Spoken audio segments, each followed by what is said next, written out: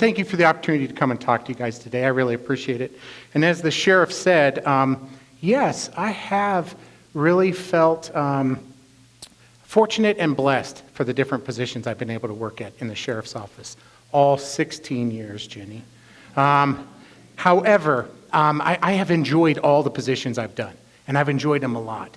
But the number one position, the thing that hands down, the job I enjoy the very most, I just started 7.5 weeks ago. 7.5 weeks ago. And it's no coincidence that that was the day my first grandson was born. I'd like you all to meet Weston Dean Bybee, and he made me Pap Bybee. So I've only been doing this job 7.5 weeks. I have to tell you, best job ever. Highly recommend it. Highly recommend it. Sheriff, I know it was kind of an easy way to sneak a picture of my grandson in. I did it anyway. So I'm actually here to talk about CPTED, Crime Prevention Through Environmental Design. So before today, who has ever heard of that? Raise your hand. Okay, so maybe almost half of you. You guys can keep me on track, make sure I'm saying things right. The rest of you are going to learn something today. But what I really hope is that all of you, when you leave today and you go home to your house, or you go back to your place of worship, did you get a picture of me and my grandson?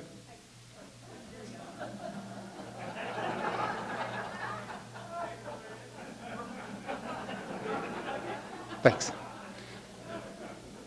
All right, and back to CPTED. I really hope that you go home and you look at your property, you look at your churches just a little bit different, that you look at it with CPTED eyes. So CPTED's basically using the proper design and effective use of the environment, and what you want to do is lead to a reduction of both the incidence of crime, but also the fear of crime, and that's important. Once you do both of those, it improves the quality of life. And that's the whole idea of CPTED, is getting ahead of the crime. It's a concept basically where you manipulate the built environment, and what you want to do is make safer neighborhoods, safer places of worship, safer homes, all of that. And it's been around for a while. This is tried and true. It's proven. It's been around since 1960, and it really does help prevent crime. The actual term crime prevention through environmental design actually came out in 1971. It was a Florida criminologist, C. Ray Jeffrey, that coined that phrase in his book. So what is it? It's basically safe by design. Doesn't that look safe? Isn't that what we want for our churches, right? What about this one? I really like that one. RoboCop, do you feel safe going in there? Okay, first of all, I would worry about what are they trying to keep me safe from, right? But see, being a church or a place of worship, we want to be inviting, right? We want people to come in and to feel welcomed. Would you feel welcomed going into that? Absolutely not. So that's not what CPTED is. CPTED doesn't even want to do that. Because the goals of CPTED is you want to use the physical environment, you want to design it to where it's going to discourage crime, but at the same time, you want to encourage the legitimate use of that area. So my family used to love to go downtown. We would go downtown Denver to go to movies. We'd go out to eat. We'd go to shows, watch the Rockies, Avalanche. Used to go down there all the time. But there's always one place I never wanted to go and never would: the alleyways. I was always afraid of the downtown Denver alleys, right? They're dirty. They're dark. Only bad things happen there. They're not inviting. So several years ago, the Milk District, which is actually only a block away from Coors Field, they used some CPTED principles. And what they did is they went into their alleyways and they took control of them, and they took them back. And that's what's so great. They went in and they cleaned up the alleyway, cleaned it up, made it look inviting. They actually brought in interactive art. They brought in music. They brought in, they had the restaurants bring their tables into the alleys. And then they even had cornhole and put up cornhole tournaments. And pretty soon what happened is you were getting legitimate people into those alleys, and they were enjoying that space. They took it back. And that's what CPTED's all about. It's reducing that opportunity for crime. So opportunity for crime. Let's look at what the crime triangle, our formula that we like to say. First of all, someone has to have a desire to commit a crime. You got to realize these people have a different perspective than us. We all get up in the morning, we go to work, unless you lucky guys that are already retired, you don't have to. We get up and we go to work and we work hard for everything, right? They don't do that. What they want to do is take from us. So they have a different desire. Then they have to have the ability to be able to commit the crime. After that, they have to have the opportunity. So what are some of those opportunities? Some of them is simply leaving your car unlocked, right? Biggest opportunity. One of the biggest crimes we have in Jefferson County, vehicle trespasses. It's one of our top ones, and it's because vehicles are left unlocked a lot of times. I call it window shopping. It's those people that leave personal packages, computer bags, purses, wallets, gym bags left in the open in their car in plain view. That's a crime of opportunity. Leaving your garage door open, all those things. So out of this whole formula right here, which is the easiest to take away? The opportunity, absolutely. So you take away that opportunity, and guess what? You don't have a crime. Well, SEPTED and the principles of SEPTED actually help take away that opportunity. So there's basically 4 interrelated principles, and actually I just got certified in this 3 years ago during my best year at the sheriff's office, obviously. There's actually 17 principles in it now. But then we would be here till like 8 o'clock tonight, and the sheriff said, no way, Mark, no one wants to listen to you that long. So there's 4 main ones, and they all kind of interact anyway. So I'm going to talk about these 4 today. Surveillance, access control, territoriality, and then maintenance. So I want you to know that a well-balanced SEPTED principle incorporates all of these, okay? Quick question. Who here has had a SEPTED survey done? Mike, you're already raising your hand? I haven't even finished the question. Okay. Who here has had a SEPTED survey done of their church property? Either by yourself or had law enforcement come out and do it? 2. 3. Okay, so there's several. Just so you know, and I'm going to talk about that at the end, that's something that I have sheets in the back at my table you can actually do yourself, or I would actually be more than happy to come on out to your place and walk it with you, your staff, your safety team, and I'll go through these things and point these things out. So we're looking for all 4 of these principles, okay? First is surveillance. So let's look at surveillance. It's just some fancy movement there. So what is surveillance? Basically, it's the opportunity to look into an area and look out of an area, okay? You want to see and be seen. You want eyes on the street. So I got to ask this. The center picture there, shout it out. Who is that? Yes, thank you. So I teach at our post academies, and I teach a few classes at the university downtown, and all the kids today have no idea who that is. It is amazing. So it makes me feel old, but I'm a pap now, so I don't care. Mrs. Kravitz was the best neighborhood watch starting person there was, right? She knew everything that happened on her street. She was always watching everything. So that's why I have her picture there. There's main 3 types to surveillance. There's natural, mechanical, and organized. So let's look at natural. Natural is basically where you put the placement of physical features. You're going to place people, activities, and you want to do it in a way that maximizes visibility. So just like the Milk District downtown moved everything into that alley, all of a sudden there were eyes on that alley. And that's why it became safe. That's why people started using it. It's that seen and be seen. And the positive effect of that is people feel safer and then more in control. There's a bunch of things that are going to help and enhance natural surveillance, but I want to talk about 2, proper lighting and landscaping. So proper lighting, I want to tell you right now, lighting at night is your cheapest form of security there is. Okay? It is your best, cheapest form of security. I always say criminals are like water or electricity. They're going to take that path of least resistance every time. Okay? So anything we can do to throw up a little bit of resistance to them, locking your car door, shutting your garage door, having lights on is going to deter them. Okay? So just realize that. So one thing you want to do is your whole lighting system around your house, your place of worship, you want all those dark areas that are inviting to that criminal to be well lit. You want to take those areas away. You want to light your property so that at night people can be seen from at least 100 feet. So when you're coming out of the building, you don't want it to be so dim that you're right up on someone before you even notice it. That's a safety issue. You want it so light that you can see someone from 100 feet.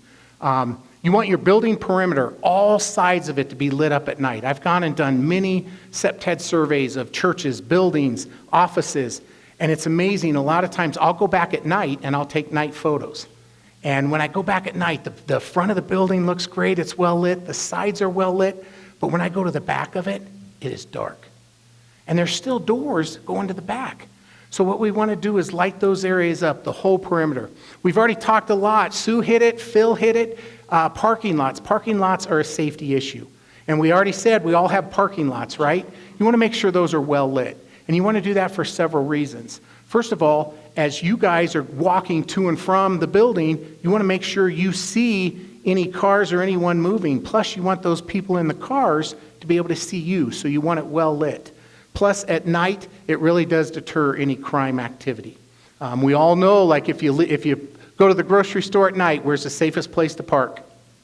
Underneath that light, right? Every time. So make sure your parking lots are well lit. You also want to light up all entrances to your buildings. You never want to leave the building and have it dark.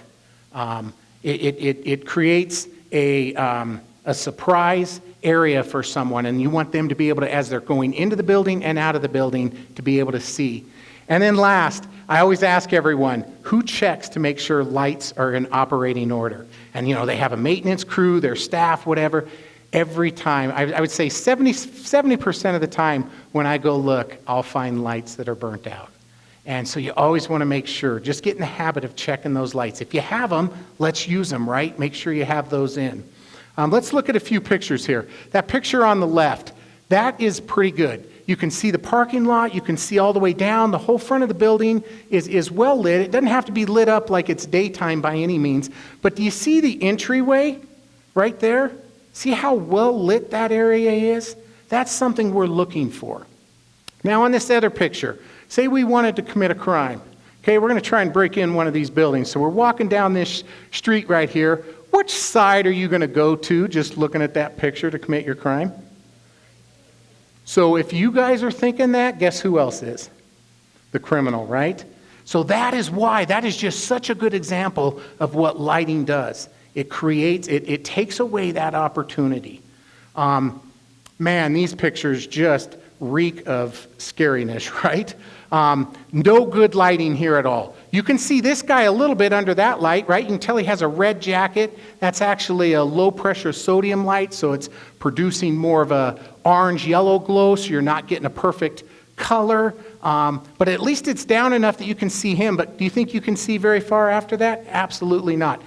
Do you guys even see this guy right here? Barely, right? You could almost walk up on him because that light's not very good. And then look at this picture. Anyone ever want to go stay there? That's actually a hotel. You want to go stay there? Would you feel safe? Can you even see the person dressed in white right there? Barely. And this picture is taken from right across the street, less than 100 feet. Okay? Not good lighting at all. So this is my house. I'm just kidding. It's not. This house is beautiful, right? Anyone would love this house. The lighting looks nice. The whole thing looks great. But if you look at this with a SEPTED eye, there's some issues with this house. First of all, that doorway. That doorway's dark, right? I could go up in there and try and break into that doorway. No one would even see me. That whole cove is so dark. And then not only is that cove dark, but because they have a big bush right outside, it's now made the stairway dark, which is an unsafe area for walking, right? You have beautiful trees and lighting, but the trees have grown over that light, right? And now what it's done is created a blind spot and a dark spot over there. So see how when you first saw this picture, you thought, wow, Mark lives in a beautiful home. Now you kind of look at it with those different eyes. That's where lighting is. You want to light up all dark areas, and you want to do that in your place of worship too.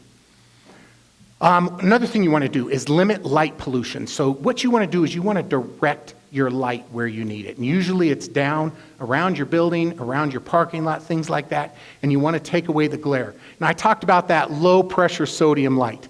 This right here is a serious low pressure sodium light. You can see the orange glow to it. It's not the new LED bright white lights. So under an LED light, my shirt will look green like it is. Underneath that light, if I went and stood under it, this shirt's actually black. It'll appear black. It doesn't give you true color. So when you think about that, think about putting the right light bulbs in too. And that's something, if I come out, we'll talk about. So you look at this picture, and because of the glare, you would never even know, once you take that glare away, that there's a person actually standing right underneath that light. But because of the glare over here, you can't even see him standing there. So that's where not only having light and the right light, you want to direct it in the right places. There we go. So these are some actual pictures I took of some churches. This is one up north. You can see right here, this first light's on. It's nice and bright. But what about the rest of that back area? Dark, right? So there, they had 2 lights that weren't even operating that night. And do you see the difference when you see it like that? So that church actually has an area in the back of their church where they have their electric boxes, okay? And so it's kind of protected from weather, and it's dark. And they've actually had a lot of homeless people lately there. And so they asked me what to do. And I said, first of all, what I would do is I'd put in a light. Even if it's a motion light something, you want to light that area up. And then one of the other SEPTED principles we're going to talk about is access control. If you don't want people in there, I said I'd put up a fence around there. You really don't want people to have access around your electrical panels anyway. That's not a good idea. So you can see just how dark it is and very inviting for someone, even if they're just going to come on up and stay for the night. So this church is down south, and I like the idea that there's lights by all doors, because I already told you, when you're coming in or out, you want to see and be able to be seen. However, say I'm coming for a Bible study or something late at night, choir, thank goodness I don't sing in the choir, and I'm coming into this building. What's going on inside this building right now? Can you tell? Absolutely not. You can't see in that building at all, right? So that's why we recommend that you leave some sort of light on inside your building, whether it be a safety light, something. So the advantage to that is when the Bible study, when youth group, when the choir, those that can sing are coming at night, they can walk in and feel safer because they can at least see in the building when they're going inside there. Not only that, when we as law enforcement are driving by at night, and we'll drive by our parking lots, we drive by our buildings, we'll be able to see in there and tell if anything's going on. So let's talk landscaping real quick. We have what we call the 2-foot, 6-foot rule. So we want the canopies of the trees cut up to at least 6 feet, and bushes and that cut down 2 to 3 feet. And there's a reason for that, because we want to have that natural surveillance. We want to be able to see. And without that, you can't. And I'll show you a picture here in just a few minutes.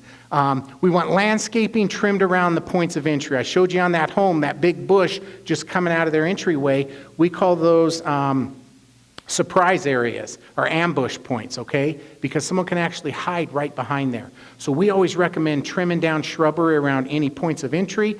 We want landscaping around the lights. I already showed you why, because a lot of parking lots, you got to look for that. Because we plant trees in there, and then the trees grow big, and during the summer, when all the leaves are on, it's blocking all that light, and then you can't even see.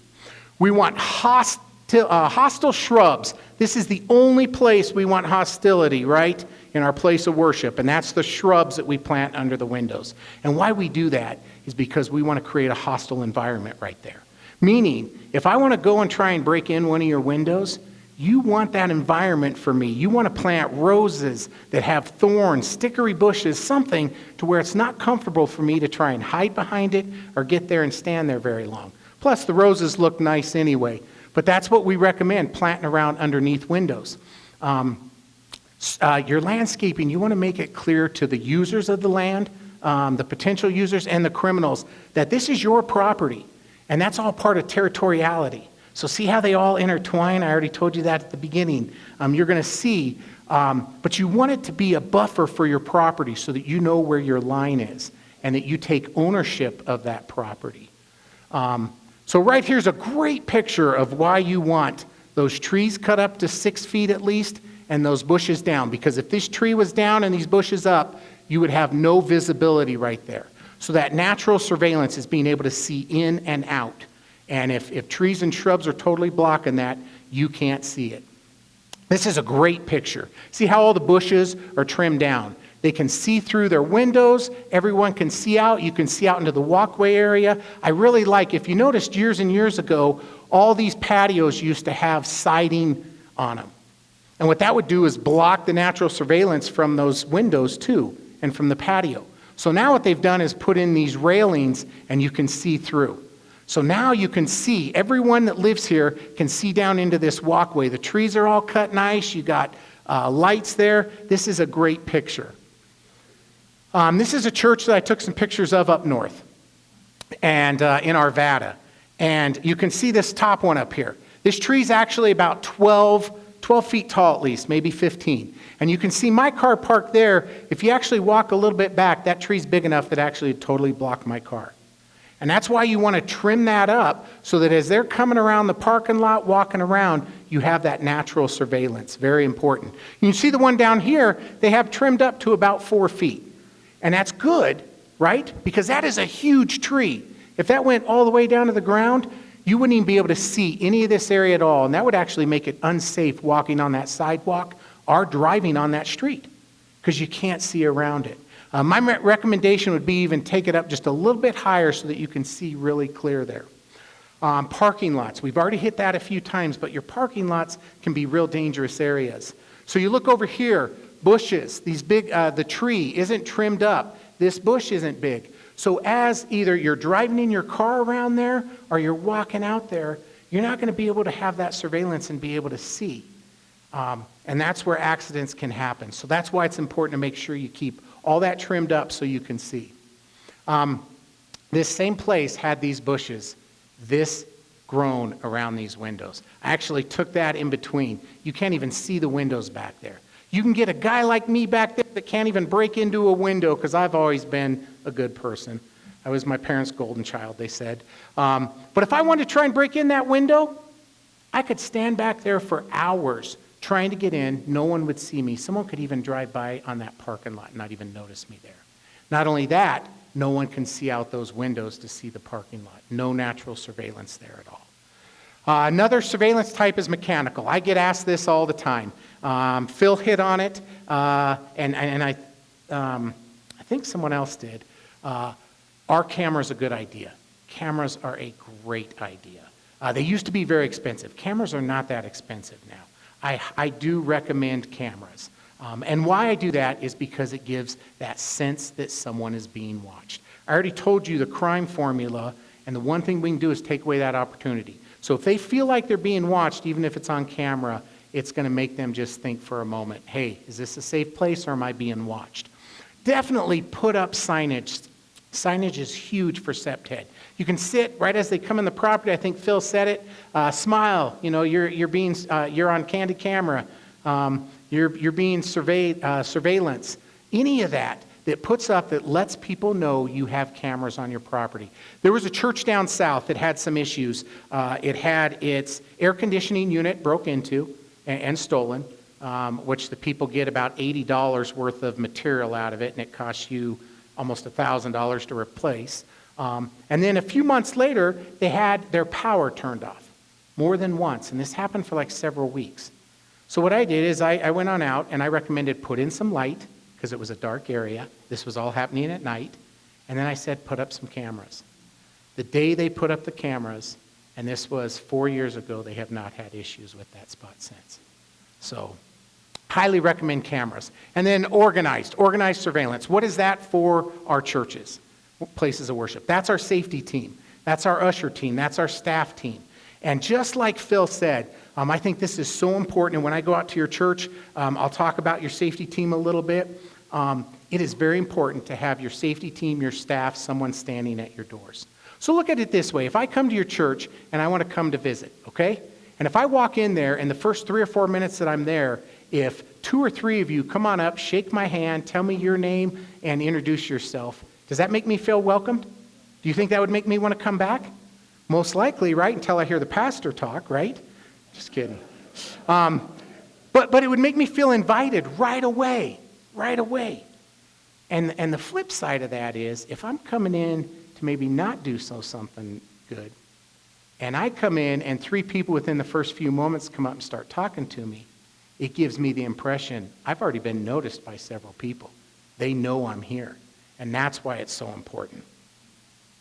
All right, access control. So access control for churches, we already said, we don't want to lock everything down, right? We want to be inviting and invite people in. So access control, what we want to do is we want to make sure people are coming and moving where we want them to, okay? So it's that physical guidance of people coming and going. And this includes both foot traffic, walking, and cars. So think about it for your parking lot. And it's the proper placement of where you're putting people, where you're putting fences, lighting, any of that. And the goal is not to keep intruders out. We already said we want people invited in, but it's to direct the flow to decrease that opportunity of crime. So if you have a church that has a lot of doors on it on all sides, highly recommend that you lock several of those doors, put up some signs, not an entrance, use front door with an arrow, whatever, and you control that access where you want people coming in. That way you have your ushers or your greeters at those doors and they're greeting everyone. Because one of the last things you want in a church is someone coming in undetected and that no one knows that they're there, right? They might not be there for a bad reason, but you still want everyone to be greeted. Sometimes you do want to just tell people, you know what? This is not a place to come. So you want to make sure if you do have locks that you're locking it. Lock doors, key locks on door handles are always a great idea. This is for your home. If you have a basement, always put up a window guard. It's a safety issue, plus it's that extra defense for someone trying to get in one of those windows. Gates, fences. If you have a play area for your children, I work with the kids at my church. I have for a while. They're like herding cats anyway, right? Especially when you get a bunch of them. And so you actually want to have a fenced area so that you keep control of them, but you also don't want someone that you don't know coming by and having easy access. So that's all part of access control. I will talk, if I come out, about key access, key control. Who has access to your building? Keys are okay, but they can be duplicated really easy, right? You know what? Even if they say don't duplicate, you can take them down to, I almost said Hume Woods. I almost showed my age. Home Depot, and you can get them duplicated. However, these key card accesses, they're not as easy to duplicate. In fact, they're almost impossible. The nice part about that, someone leaves your church. Guess what? You go on the computer, and within a second, you can take away their access to the building. The other nice thing is we like our buildings being used by the community, right? So whether it's the Boy Scouts, Girl Scouts, AA, the NAMI group, any of those might be using your building. And what you can do is give them their own key access, and you can actually go in and control and set it up to where it just allows them, say they come on Tuesday nights. You can set up their key card to where it only allows them in on Tuesday nights from 5 to 9. And you can actually block access so they don't get into the office or other areas you don't want them. All of that is access control. Cameras, we kind of talked about it. Phil did. A lot of times now our churches might only have 1 or 2 staff there during the day. Sometimes it's the admin when the pastor and them are out visiting. You might just have one pastor that's there. Not always safe to have that door unlocked, right? We recommend some sort of a camera system at your door. It's nice because most of those cameras are easy to install. I installed one at my house. If I can do that, all of you can. And install it. You can actually talk over that, so you can talk to the person, whatever. That is all part of that access control. Signage, I already told you is a big part, but I really want to hit on alarm systems. People ask me if those are great. Alarm systems are a good deterrent. They truly are. And they are if you have the signage for it saying, we have an alarm system here. Put that up. It also gives you a break on your insurance most of the time. The idea behind that is if someone gains access and it's a monitored alarm, guess what? We'll show up within a few minutes. Territoriality. Territoriality, it's basically The idea or perception that one's home, place of business, their church is sacred to them. They take ownership of it. And when you take ownership of it, you're willing to defend it. And that's the great part. So I know I have right here, residents or employees have the right to confront or inquire, but for churches, I would say they have the right to ask when someone's there. We had a VBS program going once, and we had a bunch of kids out in the back, and we had someone that was walking back there that we didn't know. But because that's our property in our area, we had the right. We didn't run on up and tackle them and say, hey, you can't be here. We went on up and said, hey, I'm Mark. What's your name? Dave? Dave, what are you doing back here? Ended up just being, it was a beautiful sunset, and he was walking back because it was on a little bit of a hill to take a picture. But I was just like, we have a lot of kids back here. We're in the middle of our VBS, and we don't feel comfortable with people that we don't know back here. And he totally understood. But territoriality gives you that right to take that ownership and defend that space. And people will protect that when they feel that it's their own and it's sacred to them. It's also the impression you get. Look at this place. Who wants to stay here, right? I wouldn't even feel safe walking up these stairs. I talked about those boards. Look at how you cannot even see. There is no visibility up along there. That would fall if I stood up on it. That doesn't look very nice. We actually had new owners that came in, took this over, and that's that place now. So look at the change. Look at the impression all of you felt when you saw this compared to this. That's a place we'd go stay, right? That's the impression you're giving for your church building too when you want people to come visit. Clean it up, make it nice. That's that maintenance part that I'm going to hit in just a minute. They all interrelate. You can see where you now have that visibility through here. It's cleaned up. It looks nice. Broken window theory. Who here has ever heard of the broken window theory? Okay, several of you. It's basically a theory that came out of New York. Some windows were broken in a warehouse area. They never fixed it. More windows just kept getting broke and broke because no one took ownership. No one defended that space, and it broke. So the whole idea is if you leave something unrepaired, if you leave it broken, run down, it's showing you're not defending that, and then more windows will get broken. Again, you want to take that ownership, keep it nice. And last is maintenance.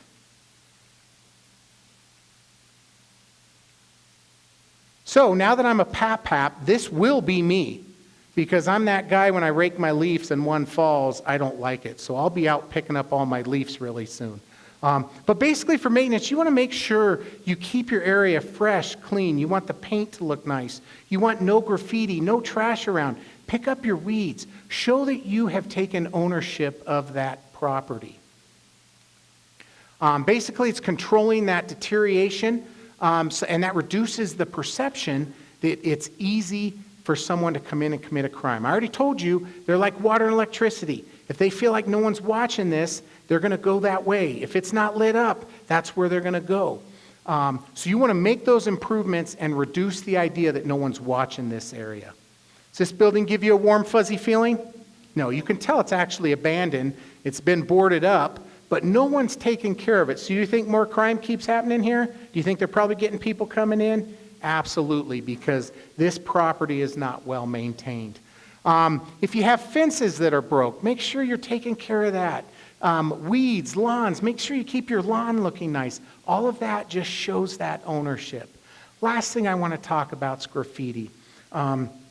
We do want you to report graffiti here in Jefferson County, okay? If you see it, report it to us. We want to come and take record of it so that we know about it. But then we want you to paint over it as quick as you can.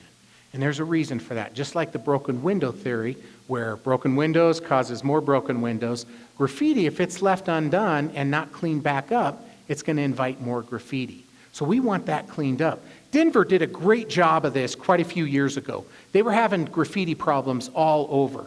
And some of you will probably remember, this was probably 15 to 20 years ago. All of a sudden what they did is they brought in some artists.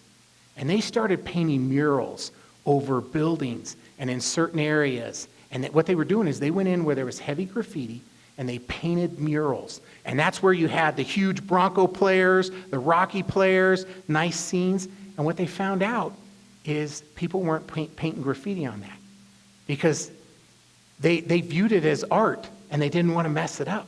And so they took back control of that. The only exception to that, obviously, is gangs, but that's something different when they start graffiti. But we really want you to report it and get that cleaned up, okay? Lastly, SEPTED surveys. I have a bunch of these in the back at my table. This is something that gives you a list. It's a great checklist for you to take back to your place, to your house of worship. You can go through it yourself. Or, if you would like, the sheriff's office, I will actually come out and walk through your area with you. I'll walk through it. Usually takes about an hour, maybe 2. We can talk about it. I'll answer questions. That's something that we do free of charge. We realize that churches can be soft targets, and we want to harden those targets and not make them easy for criminals to come and commit crimes.